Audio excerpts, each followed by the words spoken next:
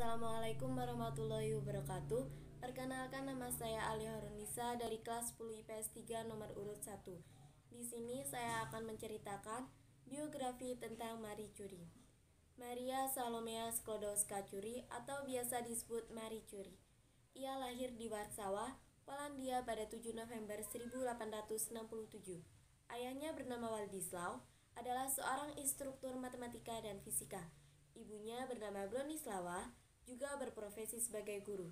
Ia meninggal karena tuberkulosis pada saat Curie berusia 10 tahun. Marie Curie adalah anak bungsu dari 5 bersaudara. Keempat saudaranya adalah Zofia, Joseph, Bronya, dan Hella. Semasa kecil, Marie Curie tumbuh menjadi anak yang cerdas dengan rasa ingin tahu yang tinggi dan cemerlang di sekolah. Marie Curie dibesarkan di Polandia dalam keluarga guru. Karena krisis di Polandia, ia jatuh miskin dan harus hidup hemat. Yang lebih menyedihkan lagi, ia harus sembunyi-sembunyi untuk belajar ilmunya. Pada tahun 1891, Marie melanjutkan studinya tentang fisika dan matematika di Universitas Sorbonne. Baru setelah dia pergi ke Paris untuk sekolah di Universitas Sorbonne, maka dia bisa lebih leluasa untuk melakukan riset. Sampai akhirnya, dari bekalnya dia mampu mengisolasi radium dari laboratorium tuanya yang sederhana. Dari sinilah awal kepopulerannya. Marie Curie tidak dapat melanjutkan pendidikan tinggi di Universitas Warsawa yang hanya menerima mahasiswa pria. Ia melanjutkan pendidikan di Universitas Terapung Warsawa yang merupakan kelas informal bawah tanah yang diadakan secara rahasia. Marie Curie dan saudara perempuannya Bronya bermimpi untuk melanjutkan pendidikan di luar negeri untuk mendapatkan gelar secara resmi. Namun karena kekurangan biaya, mereka memutuskan untuk menempuh pendidikan secara bergantian. Marie bekerja untuk mendukung saudarinya yang bersekolah, dan kemudian saudarinya nantinya mendukung Marie setelah ia lulus. Oleh karena itu, selama 5 tahun, Marie bekerja sebagai tutor dan mengajar anak-anak di rumah. Marie menggunakan waktu luang untuk belajar tentang fisika, kimia, dan matematika. Meski pernah mengalami waktu yang sulit ketika berada di Universitas Paris pada tahun 1891, Marie sangat menyukai waktu ketika ia belajar. Belajar dalam hal sains telah menjadikan hidupnya sangat istimewa. Ia bahkan pernah memiliki periode yang keluarganya menyebut itu heroik.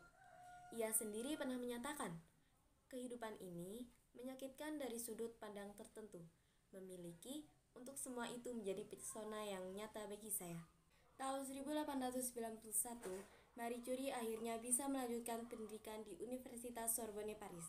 Selama di universitas, ia mulai belajar dengan antusias dan penuh semangat.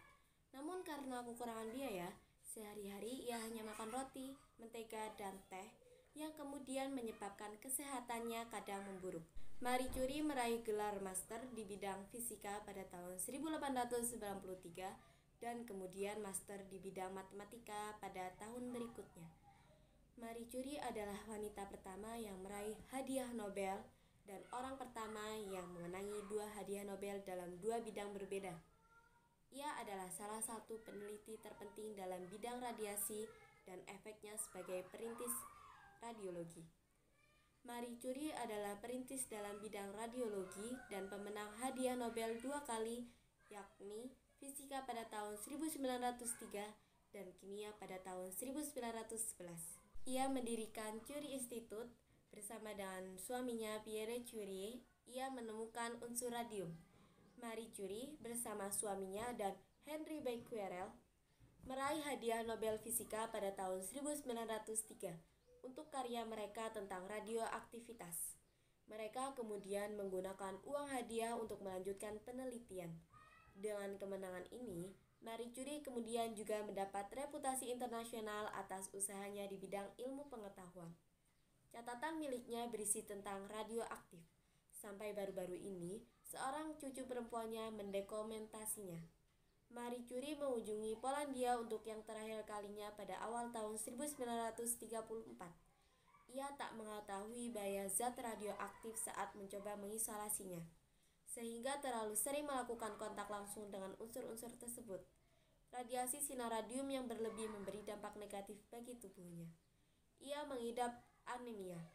3 bulan kemudian pada tanggal 4 Juli 1934 di Haute-Sophie, Curie menghembuskan nafas terakhirnya.